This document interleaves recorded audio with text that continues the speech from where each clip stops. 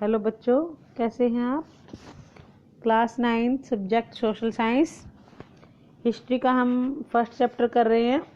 फ्रांसीसी क्रांति revision start है आपकी। 1789 से पूर्व फ्रांसीसी समाज की स्थिति कैसी थी। लुई 16 सन 1774 में फ्रांस का शासक बना। राजा को निरंकुश अधिकार प्राप्त थे। समाज में बहुत भेदभाव थे। समाज में वर्गीकरण भी था। फ्रांसीसी समाज को 3 वर्गों में बांटा गया। प्रथम एस्टेट कुलीन वर्ग, जो सबसे ऊंचा वर्ग था। द्वितीय एस्टेट पादरी वर्ग। तृतीय एस्टेट जनसाधारण वर्ग। करों का बोझ लोगों पर बहुत था। कुलीन और पादरी को तो विशेष अधिकार प्राप्त थे, लेकिन जो तीसरा वर्ग था उनको कर चुकाने पड़ते थे। टाइद इसमें था कि चर्च द्वारा वसूल किए जाने वाला जो कर था उसको टाइद कहते थे। यह कर कृषि उपज के 10वें हिस्से के बराबर था। तो टाइद किसे कहते थे? जो कर कृषि उपज के 10वें हिस्से के बराबर था। टाइल है तीसरे वर्ग के द्वारा सीधे राज्य को दिए जाने वाला कर। बास्तिल के किले को तोड़ा जाना। 14 जुलाई 1789 को पेरिस नगर के लगभग 7000 आदमी और औरतों ने घृणा की प्रतीक बास्तिल के किले पर हमला करके उसे चूर चूर कर दिया तथा कैद में बंद कैदियों को छुड़ा लिया। एस्टेट जनरल की बैठक। लुई 16 ने बढ़े हुए करों की स्वीकृति लेने के लिए 175 साल के बाद 5 मई 1789 को एस्टेट जनरल की बैठक बुलाई। टेनिस कोर्ट की घटना 20 जून को 1789 को तृतीय स्टेट के प्रतिनिधियों ने वर्साई के टेनिस कोर्ट में एकत्र होकर नेशनल असेंबली का गठन किया। फ्रांस में नए संविधान का गठन किया गया। आतंक का राज। नए संविधान के गठन के बाद फ्रांस में जैकोबिन दल की सरकार बनी। रोबेस्पियर फ्रांस का शासक बना। 1793-94 में उसने अपने राजनीतिक विरोधियों को मौत के घाट उतार दिया। अभ्यास के प्रश्न करेंगे हम। फ्रांस में क्रांति की शुरुआत किन परिस्थितियों में हुई, मतलब कि फ्रांसीसी क्रांति के क्या कारण थे। इसमें सामाजिक कारण है, कुछ राजनीतिक कारण है, आर्थिक कारण है, दार्शनिकों का योगदान भी रहा है। सामाजिक कारण में फ्रांसीसी समाज का ढांचा दोषपूर्ण था। मैंने बताया कि 3 वर्गों में बटा हुआ था। जमीन पर कुलीन, चर्च और अमीरों का अधिकार था। कुलीन वर्ग को और पादरी वर्ग को विशेष अधिकार मिले हुए थे। तीसरे वर्ग में जो लोग आते थे, किसान हैं, कारीगर हैं, मजदूर हैं, छोटे व्यापारी हैं, ये राज्य के साथ साथ चर्च को भी कर देना पड़ता था इनको। फिर राजनीतिक कारण है कुछ। क्रांति के समय फ्रांस का सम्राट लुई 16वां था।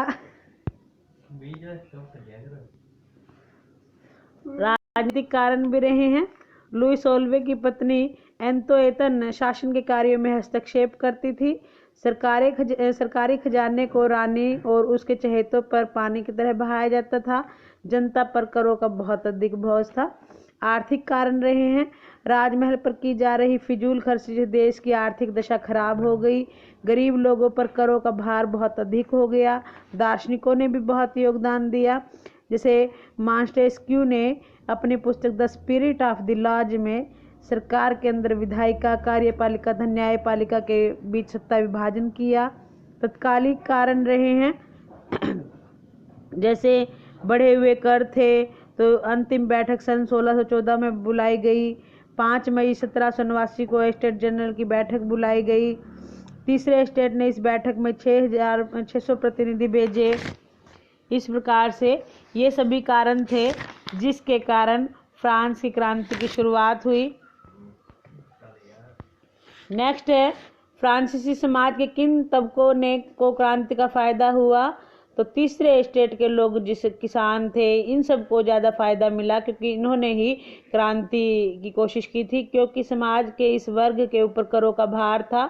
इस क्रांति से पहले सत्ता कुलीन वर्ग के लोगों के हाथ में थी। ये लोग क्रांति के नतीजों से कुलीन वर्ग और चर्च के लोगों को निराशा हुई। 19वीं और 20वीं सदी की इस दुनिया के लिए फ्रांसीसी क्रांति कौन सी विरासत छोड़ गई? निरंकुशता का अंत हो गया, उसके कारण राजतंत्र का अंत हो गया, लोकतंत्र की स्थापना हुई, राष्ट्रवाद का विकास हुआ।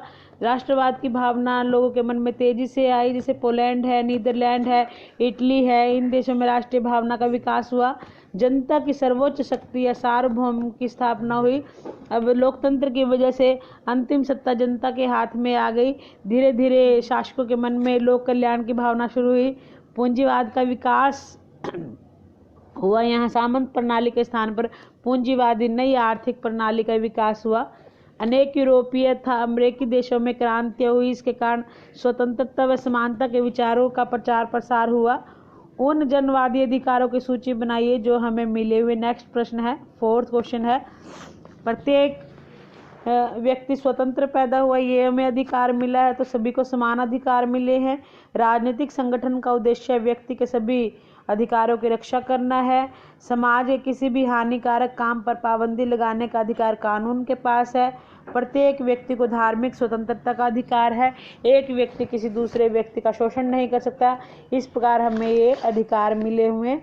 नेक्स्ट क्वेश्चन है 5th, क्या आप इस तर्क से सहमत हैं कि सार्वभौमिक अधिकारों के संदेश में नाना अंतर्विरोध थे? तो महिलाओं इसमें अंतर्विरोध का जो कारण था उसका वर्णन इस प्रकार है। विश्व भर में अनेक वर्षों तक दासता तथा शोषण किसी न किसी रूप में विद्यमान रही है। इसमें सार्वजनिक शिक्षा के बारे में किसी प्रकार की घोषणा नहीं की गई है।